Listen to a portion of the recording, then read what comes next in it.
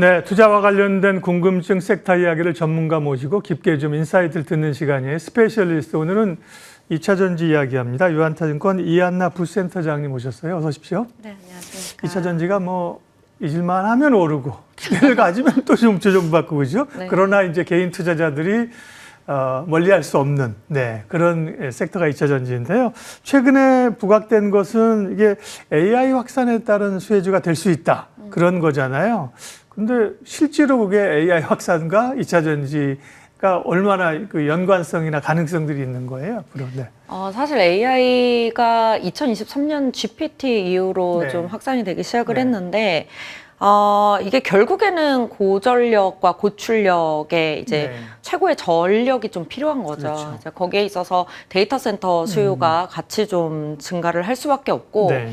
문제는 데이터 센터 수요가 증가를 하는 데 있어서 여러 가지 발전원들이 있을 텐데 그 발전원들 기존에 깔려 있는 그 발전원의 인프라를 가지고는 이 고출력을 맞춰줄 수가 없습니다. 그렇다 보니까 저는 주로 이제 캐파만 생각하는데 그 출력하고 상관이 있군요. 그럼요. 네네. 이게 기존에 있는 데이터 센터 대비해서 AI 데이터 센터가 한 8배에서 10배 정도의 출력을 갖거든요. 네. 그러면 한 번에 필요한 필요한 출력이 그렇게 세지면 그렇군요. 그 옆에서 보조 장치들이 필요할 거 아니에요. 예. 거기에도 ESS가 사실 사용이 되고 정말 신재생을 발전원으로 사용할 때는 그냥 필수적으로 ESS가 그렇죠. 필요하다라고 보시면 됩니다. 결국은 이제 이게 저장을 해놓고 또 써야 되는 거고 출력 얘기 같은 거는 또 좀 생소합니다. 캐파도 그렇지만 결국은 이 용량과 함께 양과 함께 질을 성장시키기 위해서는 또 안정적인 전력 공급을 위해서 ESS가 필요하다는 거죠. 네, 맞습니다.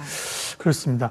그러면 이제 ESS 쪽이 사실은 전기차 본업 자체가 사실 어려우니까 ESS가 부각되고 있는 거고 지금 말씀하신 그런 거 말고도 미국의 뭐 친환경이나 이런 쪽이 부각이 되고 있는데 ESS 글로벌 시장에서 국내 업체들의 현재 위상, 경쟁력은 어느 정도예요? 예.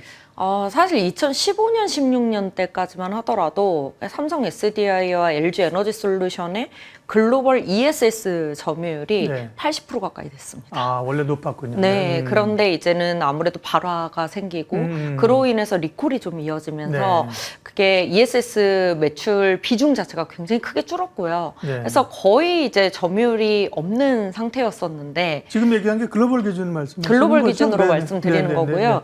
그런데 이제 사실 트럼프 정부, 바이든 정부에 이어서 트럼프 정부 좀 들어서기 시작을 하면서 중국 제재가 좀 더 강해졌습니다. 어떻게 보면. 그렇다 보니까 지금 현재 미국 내에서 원래는 한 90% 가까운 ESS 점유율을 중국 기업, CATL과 BYD가 가져갔었다면 지금 우리나라 기업들이 그 부분을 다 차지하고 가는 환경이다라고 보시면 될 것 같고요.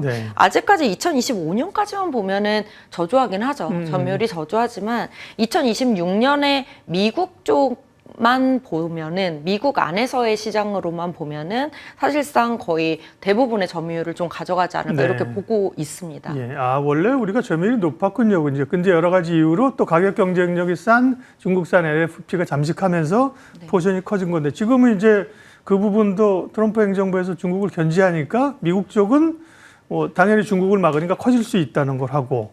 근데 유럽이나 다른 시장, 그래도 아마 제일 큰 거는 유럽이죠. 미국 말고는. 유럽 쪽은 근데 여전히 그럼 중국 업체들이 좀 저가 경쟁력으로 장악하고 있는 거 아닌가요? 네, 맞습니다. 중국과 유럽 같은 경우에는 중국 기업들이 대부분 점유를 하고 있고요. 지금은 미국 중심으로 좀 진행을 하고 있습니다. 그러니까 미국에서의 주로 이제 캐파가 얼마나 커질 수 있느냐를 봐야 되는 것 같고요. EV 전기차 쪽이 아직은 이제 완전히 막 생산을 막 하고 이러는 게 아니기 때문에 설비들은 많이 있는 게 그걸 이제 그러면 ESS 쪽으로 좀 전환을 하고 있는 과정인지 필요한지 그게 또 가능한지 이런 것도 궁금합니다. 네. 지금 국내 3사 전부 다 지금 미국에 있는 EV 공장들이 대부분 OEM사들과 함께하는 JV 공장이거든요. 그 부분이 사실은 가동률이 좀 낮은 상태고 2026년에도 EV 가동률은 좀 많이 낮을 것으로 예상이 되면서 그 부분이 ESS로 좀 빠르게 전환이 진행이 되고 있고요. 지금 LG 에너지 솔루션 같은 경우에는 2025년 기준으로 해서 연말 기준으로 17기가와트를 지금 라인 전환을 했고요. 있고요. 내년 기준으로는 30기가와트 이상을 라인 전환을 하겠다라고 하고 있고, 삼성 SDI도 뭐 7기가 정도인데 지금 현재는 네. 내년 기준으로는 30기가와트까지 라인 전환을 하겠다라고 얘기를 하고 있습니다. 네. 그러면 이제 지금은 ESS를 상당히 기대하면서 사실은 전기차가 워낙 어려웠기 때문에 ESS 올라오고 있고, 매출도 나는데 이게 그러면 지금 전체적으로 매출이나 이익 규모에서 전체적으로 2차 전지 업체들이 차지하는 비중은 아직은 적은 거죠. 그게 그러면 이 소위 캐진 구간이라고 표현한다면 그 기간 넘어가기까지 앞으로 좀 어느 정도까지 늘어날 수 있어요? 네. ESS를 ESS가 말씀하시는 거죠. 사실 2025년 기준으로는 좀 매출 비중이 작은 것처럼 보이지만 2026년만 가더라도 삼성 SDI 같은 경우에는 EV보다 ESS 매출 비중이 더 올라갑니다. 아, 그래요? 네, 라인 전환을 지금 본격적으로 하고 있기 때문이고요. LG 에너지 솔루션도 사실은 EV와 ESS가 거의 매출 비중이 유사해진다라고 보시면 될 것 같습니다. 그렇군요. 생각했던 것보다 그러니까 우리가 그걸 여쭤보는 게 아니 ESS 쪽에서 활로가 있는 건 좋은데 그게 유의미한 그죠? 이런 변화를 가져올 수 있겠냐는 건데 말씀 들으면 상당히 포션 자체가 이제 늘어날 수가 있겠군요. 그럼 ESS로 봤을 때는 이제 셀 업체가 있고 크게 이제 뭐 소재 업체가 있잖아요, 그죠? 양극재를 중심으로 해서 그러면 각각 어떤 것들을 좀 포인트로 봐야 됩니까? 네. 사실 지금 ESS에서는 가장 좋아하는 적용하기가 좋은 저렴한 배터리가 사실은 LFP 그렇죠. 배터리예요. 그렇다 보니까 지금은 너무 부족해서 3원계 ESS도 미국에서 지금 공급이 진행이 되고는 있지만 가장 선호하는 배터리는 LFP다라고 보시면 될 것 같습니다. 그렇다 보니까 LFP ESS 시스템을 공급하는 기업이 훨씬 수혜가 될 수 있고요. 이게 사실은 저희가 LFP를 양산을 했던 게 올해부터이기 때문에 지금 셀도 그렇고 양극재도 그렇고 LFP를 공급할 수 있는 기업 자체가 없습니다. 사실. 그렇기 때문에 셀을 봐야 되느냐 양극재를 봐야 되느냐 무엇을 봐느냐 보다는 LFP 관련 양산을 할 수 있는 셀과 양극재 소재 업체들을 다 보시면 될 것 같습니다. 네, 그러니까 키워드가 이제 LFP라는 거죠, 그죠? 네, 맞습니다. LFP는 우리가 알고 있는 그러면 그 양극재 업체에서는 대표적으로 LNF를 얘기를 하고 있는 건데, 그럼 LNF 말고도 지금 다른 소재 업체들이나 셀 업체들도 그쪽으로 전환을 꽤 하고 있는 거네요, 그죠? 네, 맞습니다. 네. LNF 말고는 그럼 어떤 기업이 그런 쪽이 빠릅니까? 네. 사실은 LNF가 내년까지는 거의 유일하다라고 보시면 될 것 같고요. 지금 에코프로비엔과 포스코 퓨처엔 같은 경우에도 LG 화학도 마찬가지고요. 2027년부터는 어느 정도 이제 LFP 양극재를 양산을 하겠다라고 계획을 하고 있는 상황입니다. 그리고 셀 기업 입장에서도 사실 지금까지는 LFP ESS가 아니지만 삼성 SDI는 2027년부터는 LFP ESS 양산이 시작이 됩니다. 네, 변화가 그러니까요. 꽤 그 구조적인 그 변화가 좀 있군요.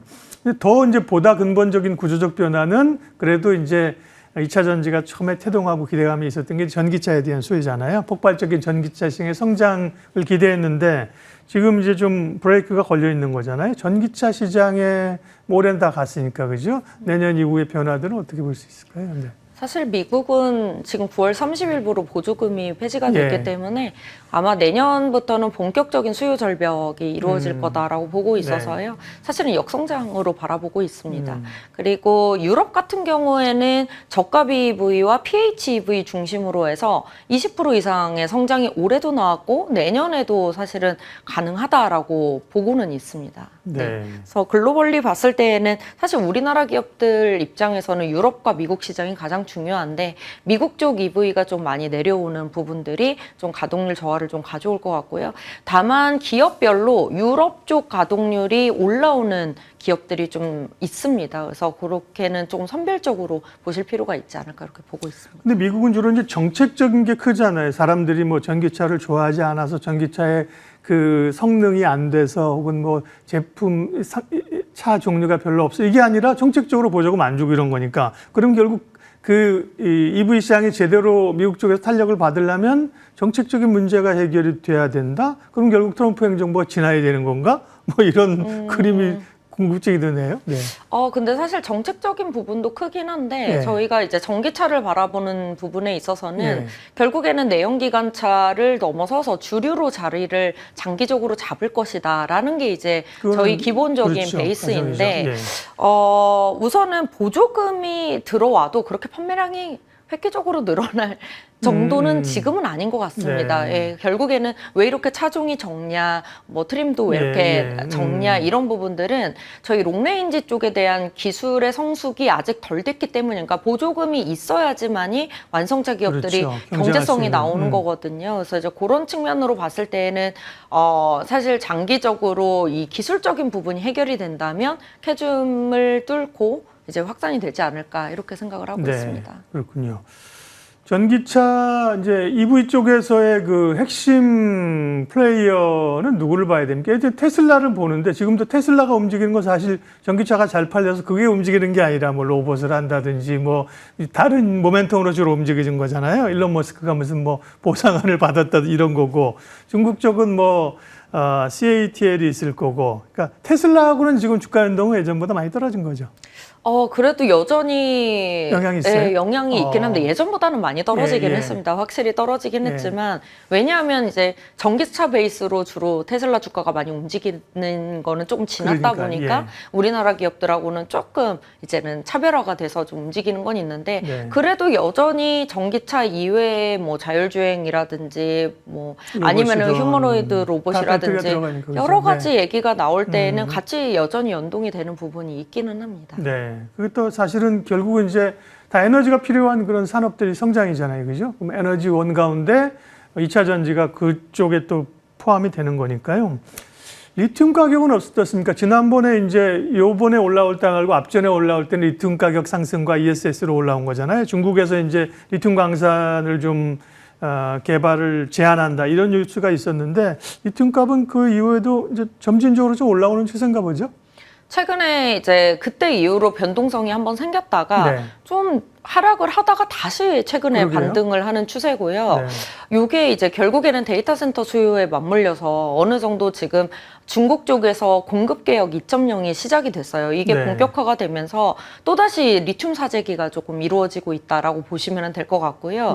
이게 어떻게 될까 저도 참 추정하기가 너무 어려운 시장인 것 같아요. 그렇긴 한데 지금 CATL이 이춘시 제외하고도 광산이 많이 중단이 됐어요. 그래서 그게 지금 11월 30일 이후로는 다시 재개가 될지 안 될지를 가지고 지금 향방이 나뉠 텐데 지금 분위기상으로는 12월에 다시 재개가 된다라는 얘기가 좀 있기는 합니다. 그래서 그렇게 되면은 또 다시 한번 이제 12월 정도에는 하락 추세로 좀 가지 않을까 이렇게 보고 있고요.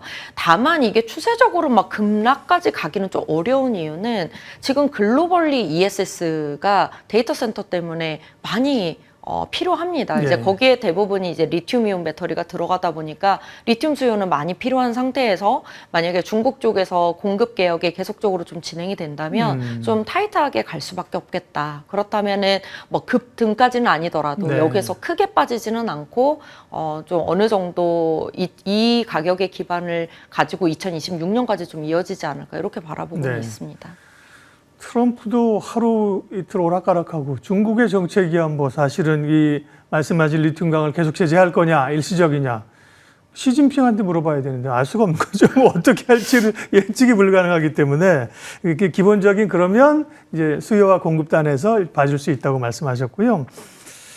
그러면 어쨌든 우리로서는 아까 말씀하신 게 미국이 중국을 견제해주는 그 틈을 그죠? 주로 북미 시장을 통해서 우리 업체들이 좀 활로를 찾고 성장을 해야 될 텐데 그런 점에서 특별히 좀 중국하고의 경쟁에서 살아남을 수 있는 혹은 그 경쟁에서 좀 우리가 약진할 수 있는 2차 전지 업계 안에서의 기회를 좀 얘기해 주세요. 예를 들면 뭐 셀 소재도 있고 뭐 장비 이런 것도 연관이 되나 궁금하기도 하고요. 네.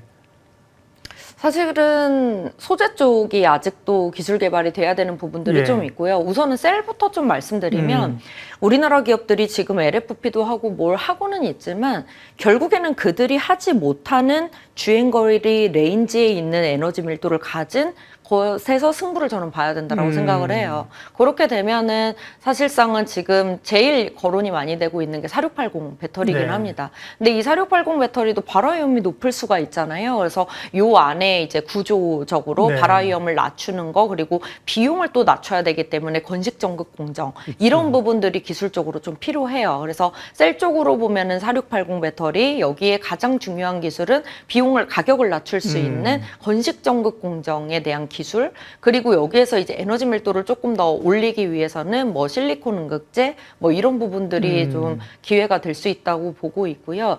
그리고 정말 장기적으로 갔을 때는 전고체 배터리 안에서 소재에 대한 기술 개발을 통해서 비용을 획기적으로 낮춰서 전고체 배터리가 좀 주류가 될 수 있도록 만드는 기술은 분명히 기회가 좀 되지 않을까, 이렇게 생각을 하고 있습니다. 중요한 말씀이에요. 기본적으로는 무슨 가격이나 산업이 수급에 의해서 영향을 받는 것 같지만 결국은 혁신과 기술 개발이거든요. 그런 쪽에 필요한 것들이 좀 있어 보이네요. 네, 과제가 좀 있고요. 그 전에도 보면 뭐 전고체, 뭐 리튬이온, 뭐 바나디움, 뭐 엄청 얘기했는데 요즘 좀 그런 쪽은 얘기가 좀 잠잠한 것 같아요. 예, 마지막으로 우리 부센터장님은 2차 전지 탑픽 좀 알려주세요. 네.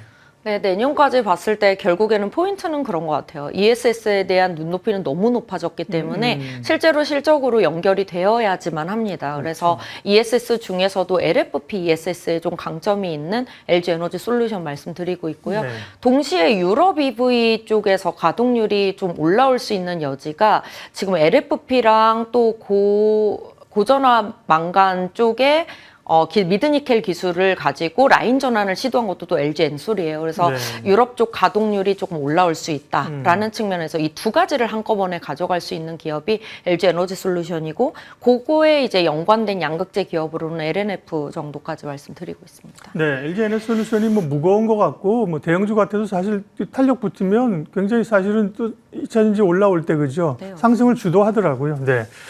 오늘은 2차 전지와 관련된 변화들 또 포인트들 유한타증권 이한나 부센터장님과 함께 알아봤고요. 내일 스페셜리스트 예고 잠깐 하고 끝내겠습니다. 또 하나 지금 우리가 퍼즐같이 안 풀리는 게 환율이 왜 이렇게 고공행진하는가. 이게 정말 뉴노멀이 되는 것 같아요. 예, 환율과 뭐 이제 1,500원이 아니라 1,600원 얘기 나옵니까? 환율 관련된 얘기, 시장의 변화들 이진호 소장님과 내일 짚어보도록 할게요. 스페셜리스트 오늘은 여기서 마무리하겠습니다. 고맙습니다.